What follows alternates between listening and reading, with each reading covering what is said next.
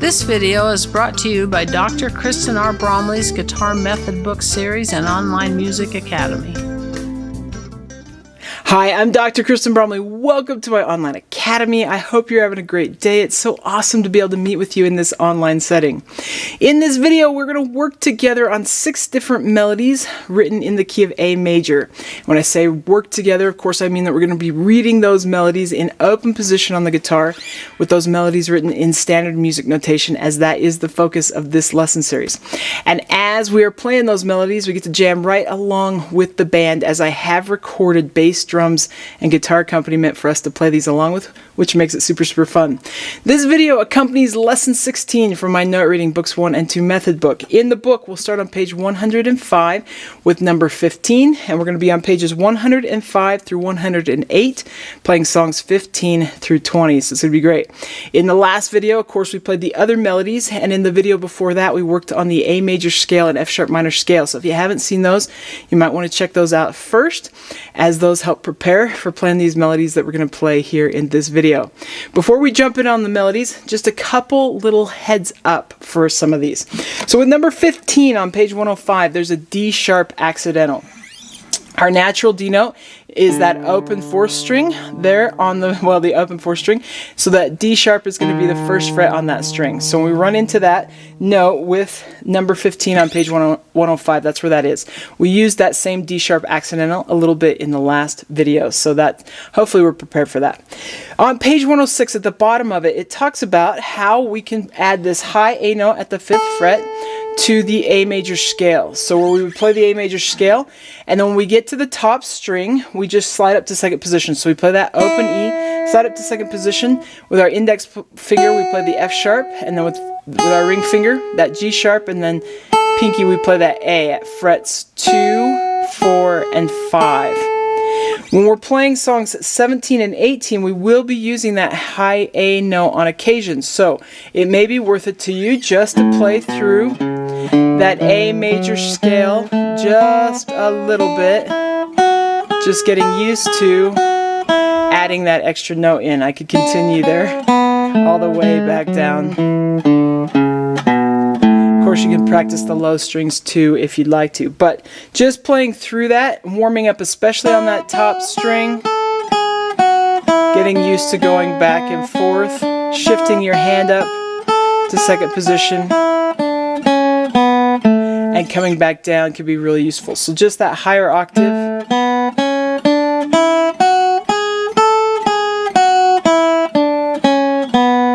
Could be a valuable warm-up for playing 17 and 18, as you will be sliding up at times to play those melodies. It's especially nice when you can shift up over the open E string being played. So watch for that. You can do that with number 17.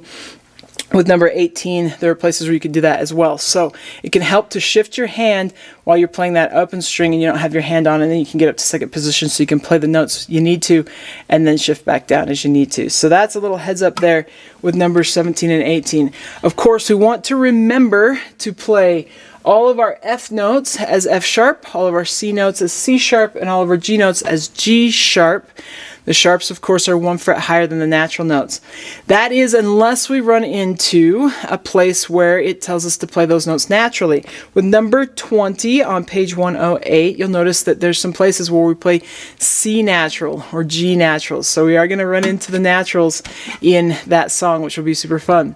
Each one of these is going to happen twice like they usually do, first at a slower tempo and then at a faster tempo. If you're struggling to play along with one of the songs or any of the songs, just pause the video, work out the parts that are giving you some difficulty, and then try resuming.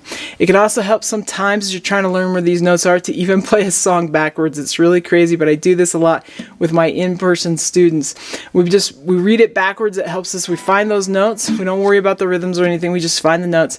Then we come back and try and read it forwards, and for some reason it just gets easier as we try and find those notes, reading that melody going forward. So that's a little technique you can use if you're struggling with some of it. But mostly just keep at it, and we get better and better at reading notes all the time. So it's going to be super fun to play these together. Let's go ahead and do it.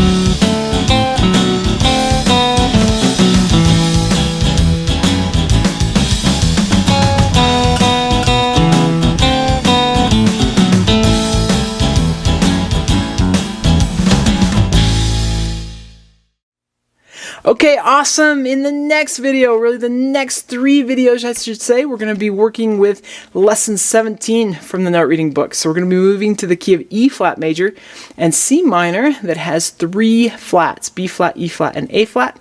So we'll be doing that next. So I'll see you next time. Take care and have a great day. Thanks for watching this video.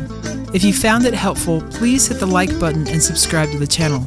And be sure to check out more great content. You can find more information about me and my products at KristenBromley.com. Take care.